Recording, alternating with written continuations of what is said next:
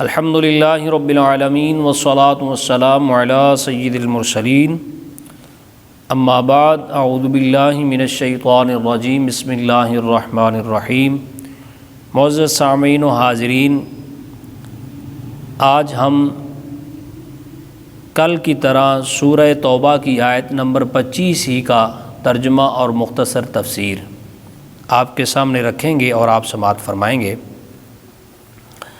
لقد نصرکم اللہ فی مواطن کثیرۃ ویوم حنین اذ اعجبتکم کثرتکم فلم تغن عنکم شیئا وضاقت علیکم الارض بما رحبت ثم ولیتم مدبرین۔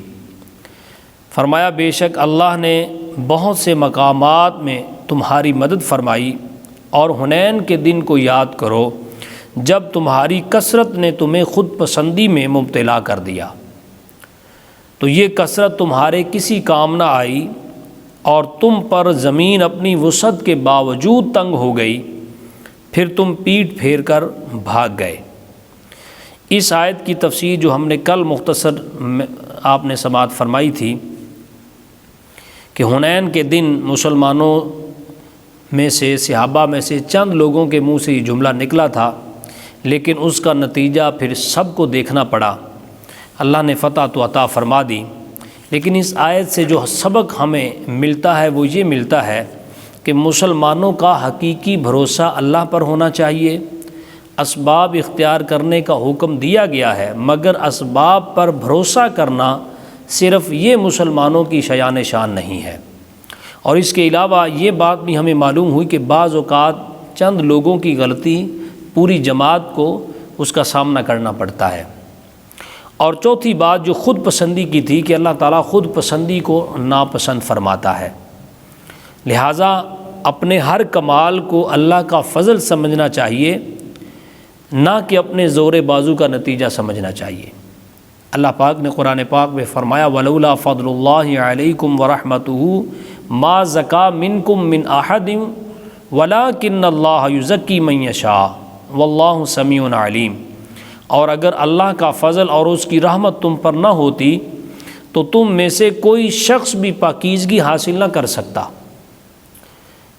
البتہ اللہ پاکیزگی عطا فرماتا ہے جس سے چاہتا ہے، اور اللہ سننے والا جاننے والا ہے۔ خود پسندی ایک انتہائی مذموم صفت ہے، اور اس صفت کے پیدا ہونے کے مختلف اسباب ہیں۔ حضرت امام محمد غزالی رحمۃ اللہ علیہ اپنی کتاب احیاء العلوم الدین میں فرماتے ہیں کہ خود پسندی کے کم از کم 6 ایسے اسباب ہیں جو انہوں نے نقل فرمائے ہیں۔ سب سے پہلا اسباب آپ لکھتے ہیں کہ حسن، انسان کی صحت، اچھی آواز، اس کی وجہ سے انسان خود پسندی کا شکار ہو جاتا ہے۔ آپ دیکھتے نہیں کہ ہمارے نوجوان اچھی ڈریسنگ کر کے اپنے بال سنوار کے چوک اور چوراہوں میں کھڑے ہو جاتے ہیں اور کافی دیر تک دیکھتے رہتے ہیں کہ کسی نے دیکھا یا نہیں دیکھا۔ اگر کوئی نہ بھی دیکھے تو پھر وہ کیا کہتے ہیں، سیلفی، اپنی سیلفی اتار کے پھر پوسٹ کرتے ہیں اور پھر بار بار اسے دیکھتے ہیں کہ کتنے لائک آ گئے، کتنے شیئر ہوئے ہیں، کتنوں نے کمنٹس کیے ہیں، کتنے لوگوں نے پسند کیا ہے۔ تو یہ ہمارے ہاں ایک بڑا ماحول ہے خود پسندی کا، تو اس سے ہمیں بچنا چاہیے۔ اس سے بچنے کا طریقہ کیا ہے؟ طریقہ بڑا آسان سا ہے کہ آپ اپنی باطنی جو گندگیاں ہیں ان کو دیکھیں، جو باطنی گناہ ہیں ان کو دیکھیں اور نوٹ کریں کہ اگر یہ میرے باطنی جو اللہ نے پردے ڈالے ہوئے ہیں، اگر یہ لوگوں کے سامنے آ گئے تو بجائے لوگ پسند کرنے کے، لائک کرنے کے، لوگ تو لعن طعن کریں گے۔ تو لہٰذا انسان جب اپنے باطن کو دیکھتا ہے تو پھر خود پسندی کا حسن کی وجہ سے، صحت کی وجہ سے یا اچھی آواز کی وجہ سے وہ خود پسندی کا شکار نہیں ہوتا۔ دوسرا فرماتے ہیں کہ عقل اور سمجھداری، جو ذرا اچھی بات کر لے، لوگوں کو قائل کر لے یا فیصلہ اچھا کر لے تو وہ بھی اکثر خود پسندی کا شکار ہو جاتا ہے۔ آپ نے دیکھا ہوگا کہ لوگ اچھا کوئی فیصلہ کرنے والا ہو، لوگ اس کے پاس جانے والے ہوں، لوگ اسے اپنی پرو پنچایت میں بلانے والے ہوں، تو وہ کم از کم آپ نے دیکھا ہے کہ خود پسند ہو جاتا ہے، تھوڑا سا اس کے اندر خود پسندی آ جاتی ہے۔ تو امام غزالی فرماتے ہیں کہ اس کا علاج یہ ہے کہ عقل اور سمجھداری یہ بھی اللہ کی عطا ہے، اور وہ اگر عطا کر سکتا ہے تو وہ یہ زائل بھی کر سکتا ہے، وہ چھین بھی سکتا ہے۔ تو لہٰذا معاشرے میں ایسے لوگ موجود ہیں کہ جن کا عقلی توازن ٹھیک نہیں ہے، وہ بات کرتے ہیں تو لوگوں کو سمجھ نہیں آتی اور لوگ ان پر ہنستے ہیں، ان کا مذاق اڑاتے ہیں۔ تو انسان جو اچھی بات کرنے والا ہے یا عقل مند ہے، تھوڑا سا سمجھداری سے کام لینے والا ہے، اسے اپنا نہیں سمجھنا چاہیے کہ یہ میرا کیا ہوا ہے اور یہ میری محنت ہے، بلکہ اسے اللہ کا فضل اور اس کی رحمت سمجھے کہ یہ عقل اللہ نے عطا کی ہے۔ اگر اللہ مجھے پاگل بنا دیتا، مجنوں بنا دیتا، یا میرا عقلی توازن چھین لیتا تو پھر کیا ہوتا؟ تو اس وجہ سے یعنی یہ علاج ہے کہ اس کو سوچے اور سمجھے تو انشاءاللہ خود پسندی سے محفوظ رہے گا۔ تیسری آپ جو چیز بیان کرتے ہیں خود پسندی کا سبب، وہ ہے اچھا نسب۔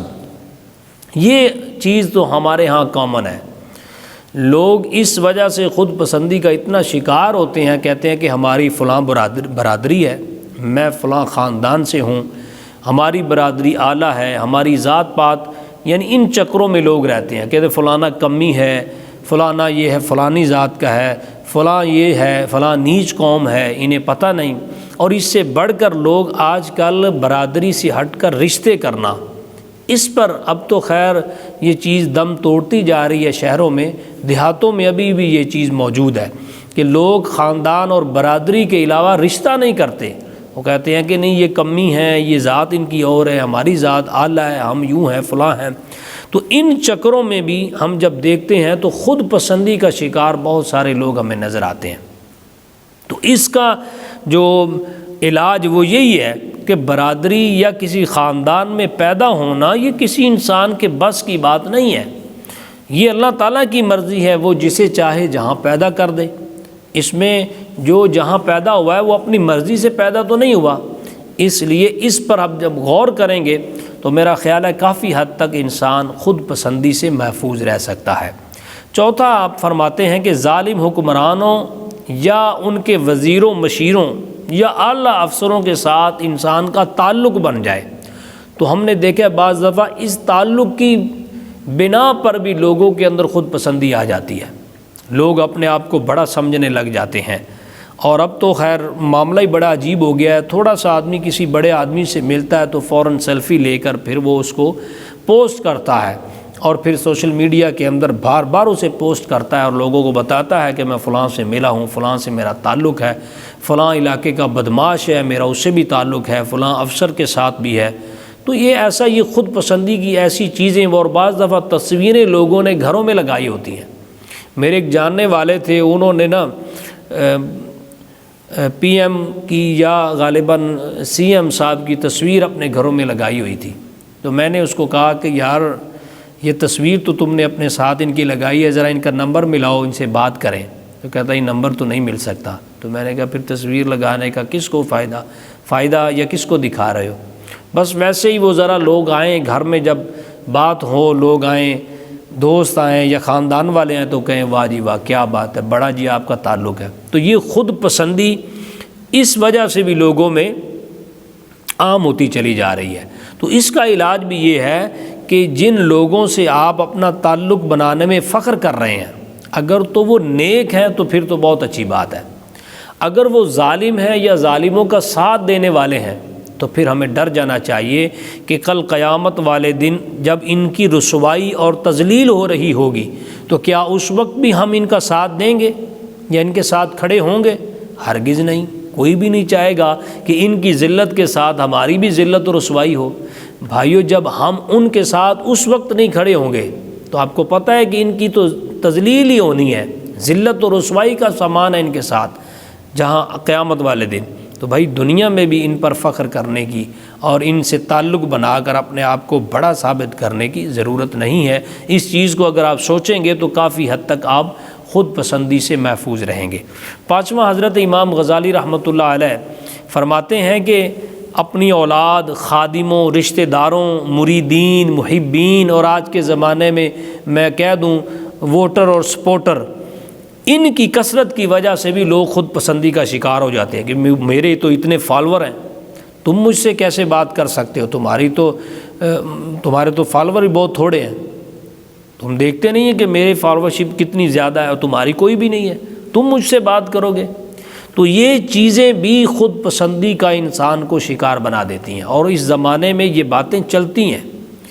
ہم اولاد اور خادموں اور رشتہ داروں اور مریدین اور محبین کی وجہ سے، معتقدین کی وجہ سے لوگوں کے اندر خود پسندی آ جاتی ہے۔ تو اس کا علاج بھی ایک بڑا سادہ سا اور سمپل سا ہے۔ اگر آپ سوچیں تو یہ محبین ہوں، مریدین ہوں، ووٹر ہوں، سپورٹر ہوں، بھائیو یہ کب تک کام آئیں گے؟ ذرا سی آپ کو تھوڑی سی مصیبت آئی، یہ سب دوڑ جائیں گے، پاش ہو جائیں گے، اور قبر و حشر میں تو کوئی بھی ساتھ نہیں جائے گا، وہاں تو نفسا نفسی کا عالم ہوگا۔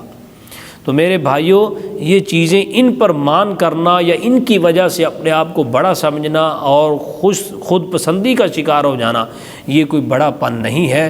اس لیے اس کا علاج یہی ہے کہ آپ سوچیں کہ یار قبر و حشر کے اندر میں نے تنہا جانا ہے، اور وہاں مجھے تنہائی جو ہے وہ سکون دے گی یا نہیں دے گی۔ اپنے اندر آپ یہ چیز پیدا کریں گے تو انشاءاللہ خود پسندی سے محفوظ رہیں گے۔ چھٹی اور آخری بات یہ ہے کہ مال کی کثرت، اس کی وجہ سے بھی لوگ خود پسندی کا شکار ہو جاتے ہیں۔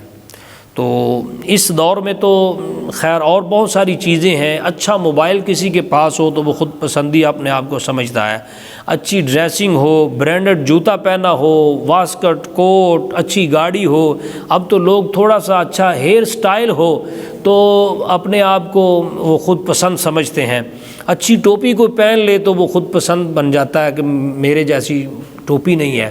تو یہ اب چیزیں تو عام ہو گئیں۔ اس کا علاج بھی میرے بھائیو یہ ہے کہ انسان اپنے ذہن میں مال کی آفت اور اس کی فتنہ سمانی، اس کے بارے میں سوچے کہ، اور فقراء کی فضیلت کے بارے میں، اور قیامت والے دن غریب کی جو فضیلت حضور صلی اللہ علیہ وسلم نے بیان فرمائی ہے۔ نبی کائنات صلی اللہ علیہ وآلہ وسلم نے ارشاد فرمایا کہ غریب امیر سے پہلے جنت میں داخل ہو جائیں گے۔ تو اس چیزوں کو سوچے تو انشاءاللہ خود پسندی سے محفوظ رہنے کا یہ بہترین نسخہ ہے۔ اللہ تعالیٰ سے دعا ہے کہ اللہ تعالیٰ پیارے حبیب کے صدقے ہمیں خود پسندی سے محفوظ فرمائے۔ خود پسندی آپ نے دیکھا کہ قرآن مجید میں اللہ نے فرما دیا کہ کثرت کی وجہ سے صحابہ کو کہہ دیا کہ تمہارے اندر خود پسندی آئی تو اس کی وجہ سے تم پر زمین تنگ ہو گئی اور پھر تم جنگ میں پیٹ پھیر کر بھاگ گئے۔ تو اللہ تعالیٰ سے دعا ہے کہ اللہ تعالیٰ ہم سب کو خود پسندی سے محفوظ فرمائے۔ اللہ تعالیٰ ہم سب کو قرآن مجید کا نور عطا فرمائے۔ آمین بجاہ النبی الامین صلی اللہ علیہ وآلہ وسلم۔